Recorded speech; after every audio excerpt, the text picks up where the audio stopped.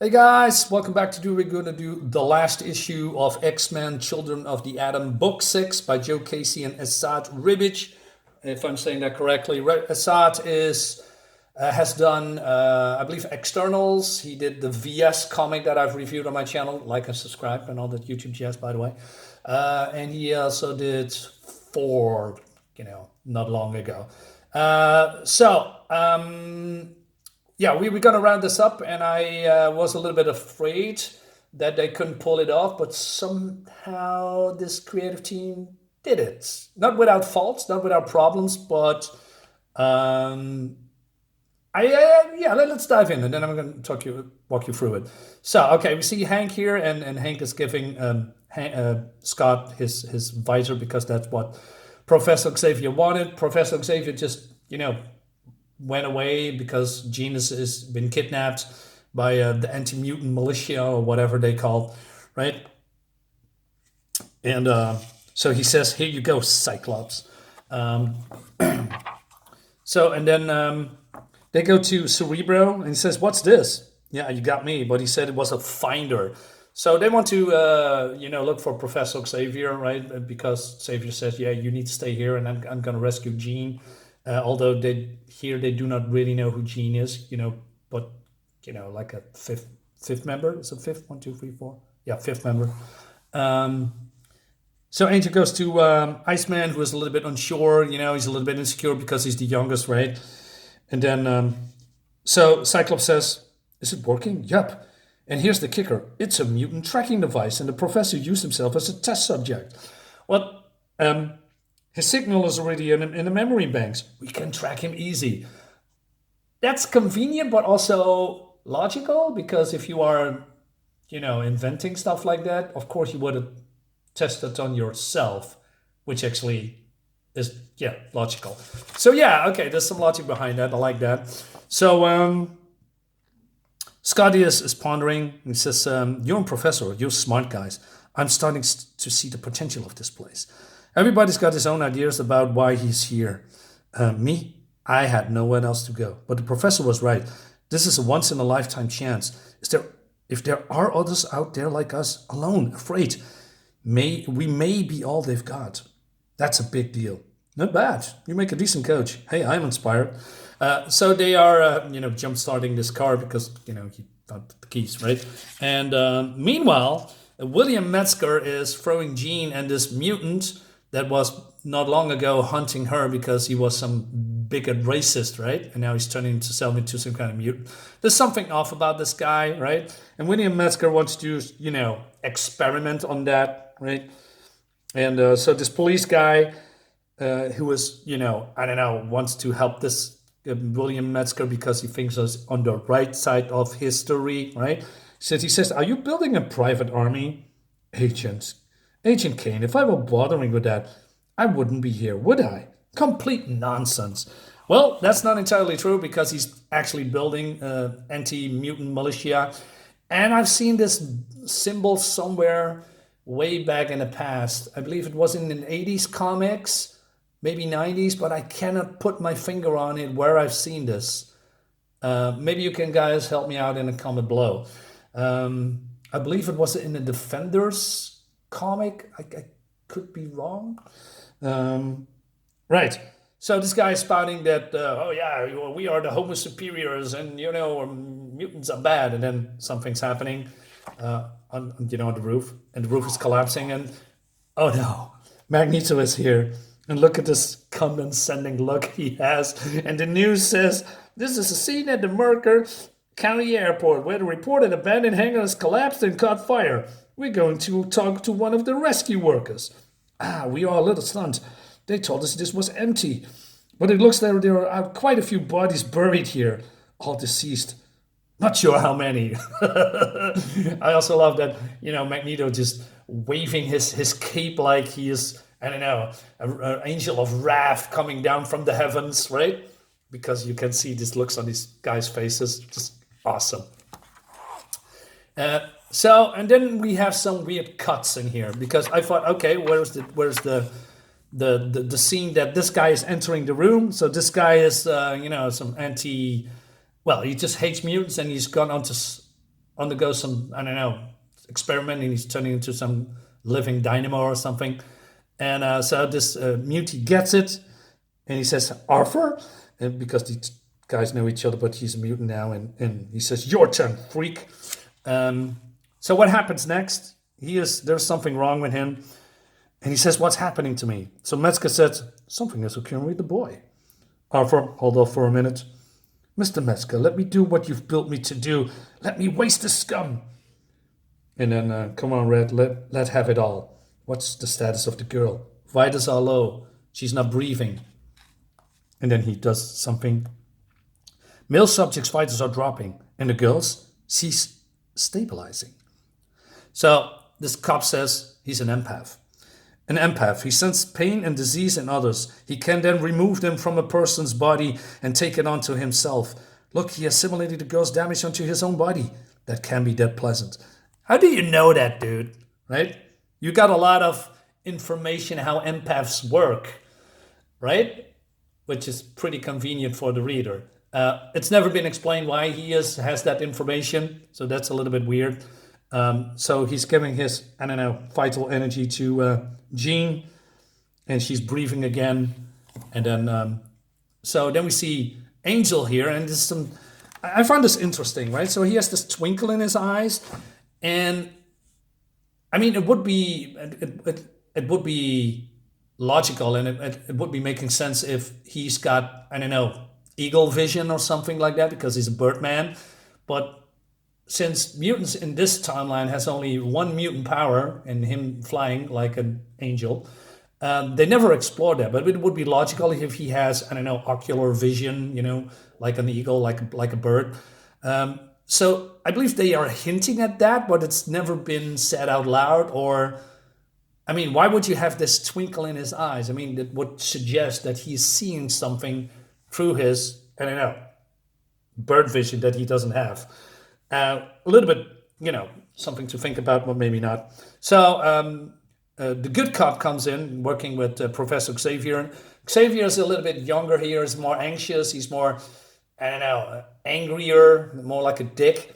And he says, what are we waiting for, Duncan? She needs me now. She's close. So Duncan says, if we go busting in like a cavalry, she'll be the first one dead. So calm down and shut up. Don't try any of your mind tricks on me, like you did on the guards. Coming in here, save it for the real enemy. We get her out, I give you my word. Fine. So yeah. Anyway, so going back to what's happening in this cage. Don't know what you did, Mutie, but it doesn't matter. You just cop your last feel, Mr. Metzger. Right, finish it. So he is going to kill this guy, but then, I don't know, something happened to the door. The door breaks out because it's, I don't know, the Cyclops energy beams, right?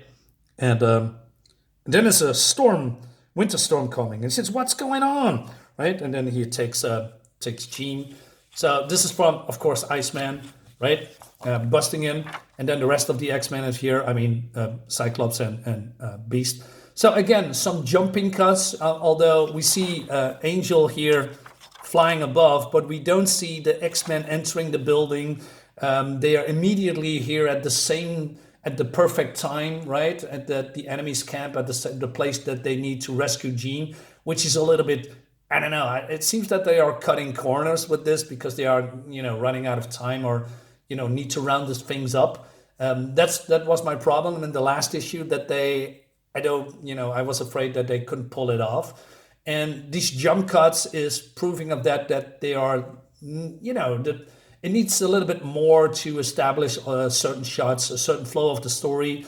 But no, they are just here, right? So there's a fight. Cyclops uses his vision to deal with this guy, right? And then Metzger is getting the hell out of here because there's more, I don't know, fire in the building. And so he says, it's a blizzard up there. I don't get it. A blizzard? Oh no. How is she? In shock. So we're done here? Not quite. Take Jean for me. Get her to safety. I need to round up my students. Your students? You means that's who? Fred, I can't thank you enough for what you've done. But this ain't over. and you're better off not being here when the smoke clears. Trust me. How pathetic. The unworthy aspires to godhood. Wait a minute. Did I, again, what? A jump cut? Because Magneto is here. So did he deal? So when Cyclops threw him through the building, then Magneto is now here? Okay. So he says, when the gods walk already the earth, you hate us, yet you envy us. You want to exterminate us and would then dare to take our place, as if you actually could. Do you truly think you know power? Allow me to educate you. I love this arrogant Magneto. And he says, let's do it, freak. I got what it takes now. And so they are going at each other. It's a little bit similar, of the cover. While Angel and the other ones are just, try to get away. And, we see Magneto is, using his powers. Stinking mutie, gonna fry your heart. So he's attacking him, actually breaking his helmet, right? But then, Magneto it can do stuff with electricity. I'm not a scientist, but he's just, fries him. That is true power, peasant. Would that all of humanity burn as you have someday? So yeah, this guy is dead pretty quickly, but it's not a bad ending or bad battle. I wish it was to take a little bit longer, but I'm okay with that, right? Magneto is clearly the dominant guy here. So X-Man is running away, but then they are meeting up with Xavier, and he says, "What in God's name are you doing here?" I don't know who you were looking for, Professor, but we found this guy. At least I think it's a guy. Holy, could he be any uglier? I concur, and I thought we were recovering a she. That's what I'm saying. And that smell. So Xavier's just lecturing them and said, "Hey, shut up. Stop right there. You would have judged him as you would have been judged. He's a mutant, as we all are. I won't tolerate prejudice of any kind. Is that clear?" Yes, sir. I like that, So even the almighty X-Men, although younger, are getting an education that you cannot prejudice or being a bigot, because that's the popular modern word right now, against other people, right? Although they are doing that now in modern comics, but I'm not going to talk about that for now. He says, "You can save him. His injuries are too severe. I'm afraid there's nothing I can do." So this guy says, "There's nothing you can do except listen. I saved the chick. I wouldn't have done that before. I would have killed her myself. You and the other guy, the old man in the cape, you're a lot alike. You both got a lot of anger inside. I could feel it in him. And you. I'm telling you, let it go, or you will end up just like him, or like me, burn out, freeze-dried. Guess I won't be around to see it how this all turns out. But I'm not dying from hate. That ain't worth dying for. Remember that." Oh man, if these guys would have known what happened in modern comics, again, it's just like a self-fulfilling prophecy, man. But actually, this is a good message, and even Cyclops chimes in and he says, "Professor, he's right. This can't be all about hate. There's enough of that already. We didn't disobey you. I think you need us just as we need you. We all know how the world is. We want to change, but if that's going to happen, we're going to have to do it together." All right, Scott, let's go. I like that message. I'm going to use that as a title. But then it's not over, because William Metzger is running away, and I thought it was the hate monger. I was totally wrong. So Magneto is here, and he says, "You think yourself unique. There have been so many before you, and there will be so many after you. You're a cliché, old and tired, clinging to humanity like a life preserver while the world's ship sinks. You correctly assume that the war is at hand, but my very existence proves that the war has already been won.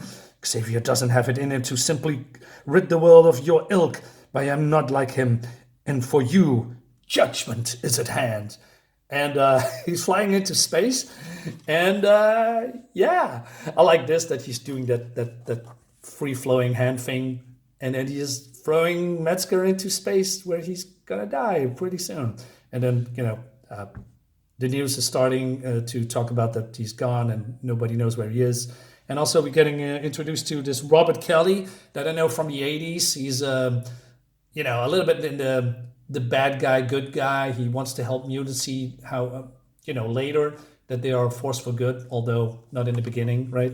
Because he was running candidate, if I remember correctly.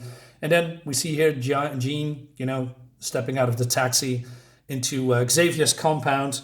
And that's the end of the book. And I must say, I didn't think they would have pulled it off, but like I said before, they did it pretty well, and I didn't expect that at all. These cuts, there's a little bit too rushed for my taste, but overall, I am enjoying this comic a lot. At the end, there is some slow pacing through the rest of the books, like in a couple of issues. This is worth picking up if you are into this, earlier stories of the X-Men. It has a nice ending. The art is good, and the story is not too bad too. So guys, let me know what you think about this. See you next time. Bye bye.